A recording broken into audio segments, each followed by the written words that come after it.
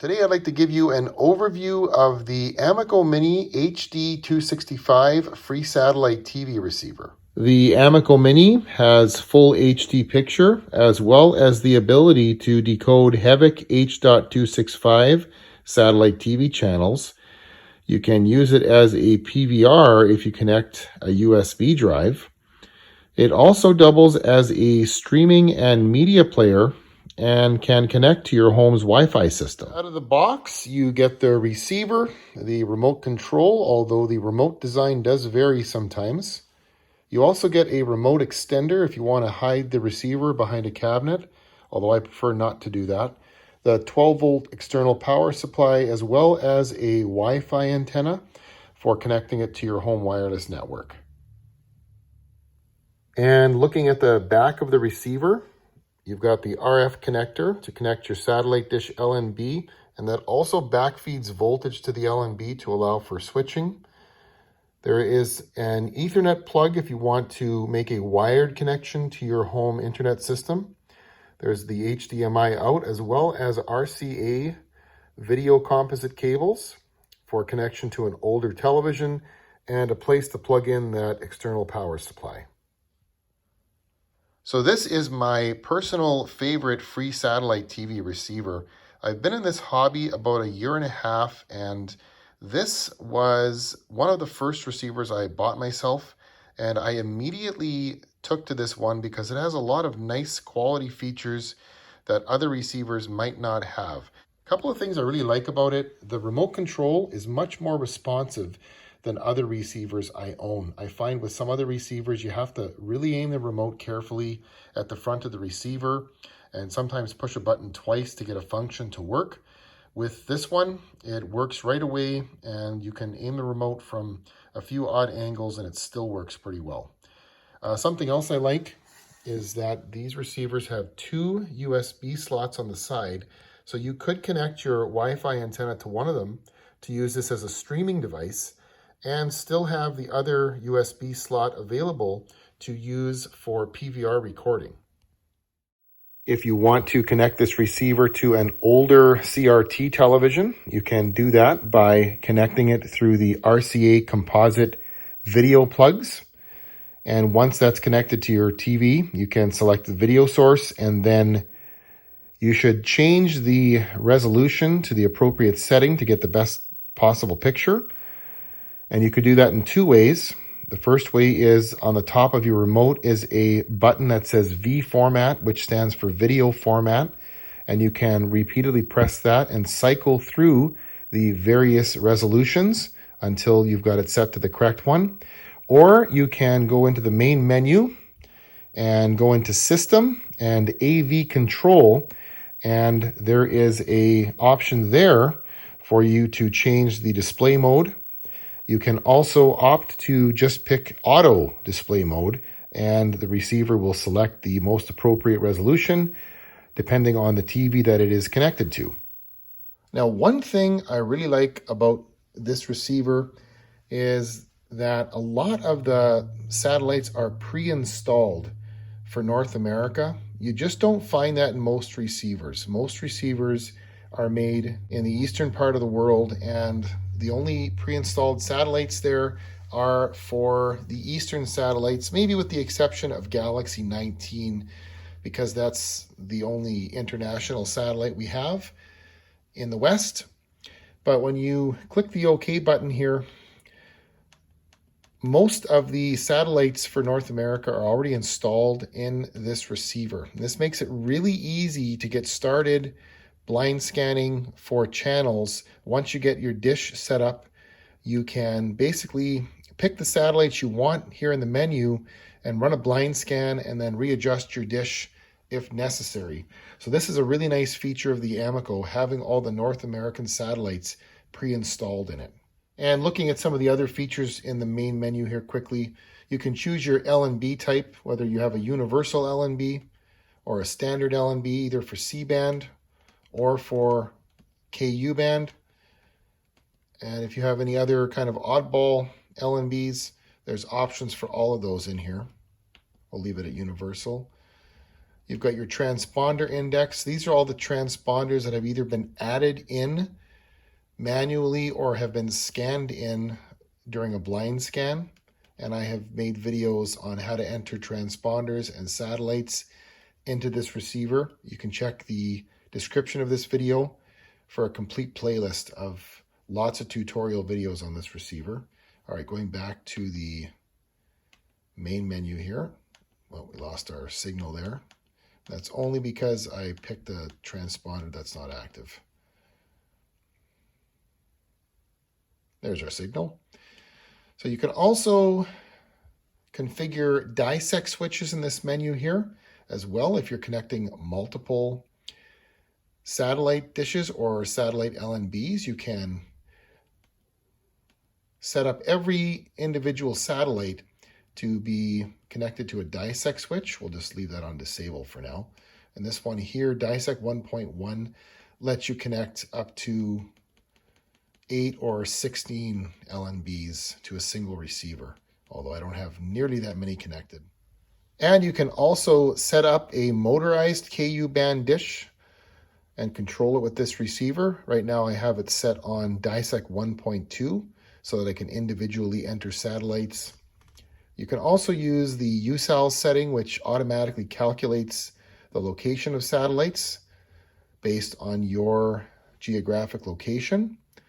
And there's also an option here to use the 0-12 volt switching voltage that can actually be left off. Nowadays, satellites use 13 and 18 volts for polarity switching.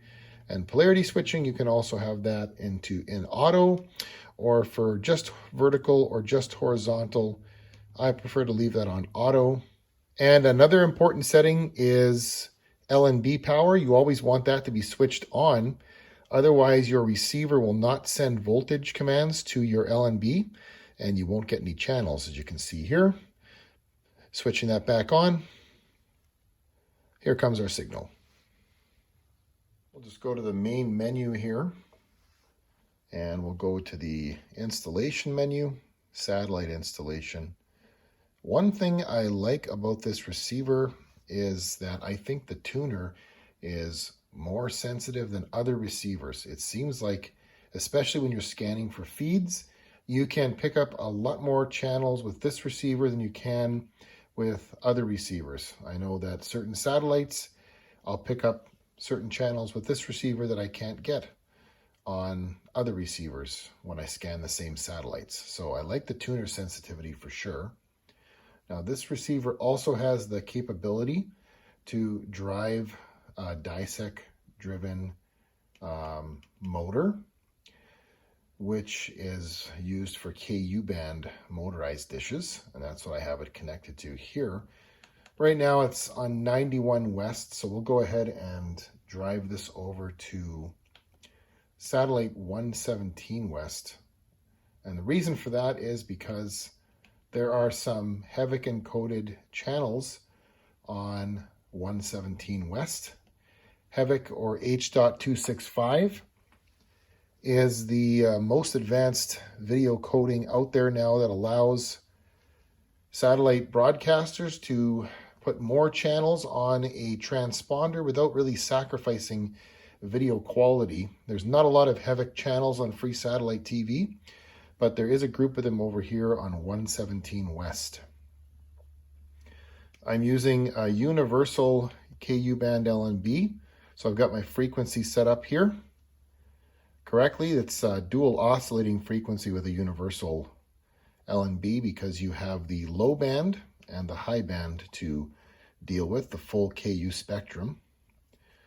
We'll go ahead there and press the white button on the remote to run a blind scan now of satellite 117 West. Now, when you run a blind scan with a motorized KU band dish, you'll always get this message that says moving dish, even though the dish is already in position for this satellite.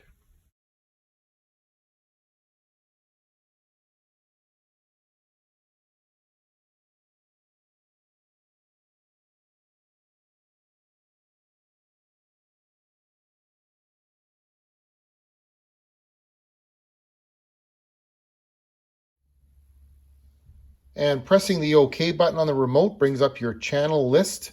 The first group of channels here from 1 to 14. These are the HEVC H.265 channels. There's not many of these on free satellite TV. So if you don't have a HEVC receiver, don't worry about it too much because your MPEG-4 receiver will take care of getting 99.9% of the channels on free satellite TV. But if you do want to watch any HEVC H.265 channels, then you are going to need to get a receiver like this Amiko that is capable of decoding these HEVC H.265 channels. Also on this satellite is BYU TV. BYU TV comes from Brigham Young University, and they offer this channel in several languages on this satellite. And also, there's a group of pay channels here that are all encrypted. They're not watchable, but my receiver picks them up. These come from Tigo, which is a direct-to-home satellite service in Mexico. There's only one channel on here that is watchable. It's their promo channel. I think the fact that this receiver can pick up the BYU channels as well as these Tigo channels from Mexico speaks to how sensitive the tuner is. I've had lots of comments from viewers who say that they have trouble getting these BYU channels on the satellite. But this receiver pulls them in no problem. Also in the main menu, if you select EPG, there are different options for an electronic program guide to look at your channel lists. You can press EPG and get this view here. And if you go to options, you can select either next or back to options and select more and get this view of the program guide. And back to options, there's the schedule view as well that looks like this. Now, the interesting thing is that even though this receiver has EPG options, most free satellite TV channels do not include electronic program guide information with their broadcasts. And another little fun thing here is there's a game option in the menu with a few installed games. You can play Tetris. Not that I'm very good at it.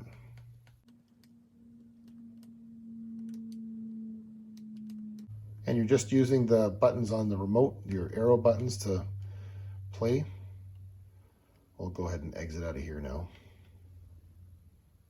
If you want to connect your receiver to the internet, then go to the main menu, select System, and then select Ethernet Setup.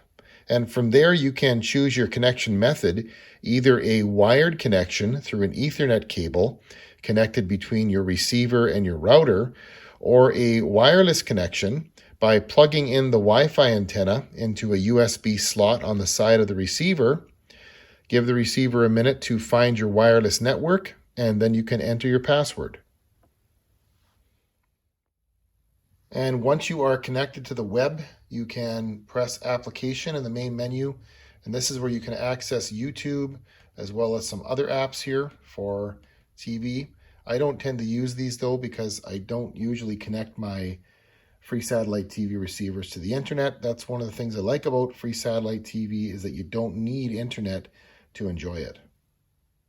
And if you have a USB drive connected with any media on it, you can insert the USB drive. You'll get this message on the screen and then click on Media and you can view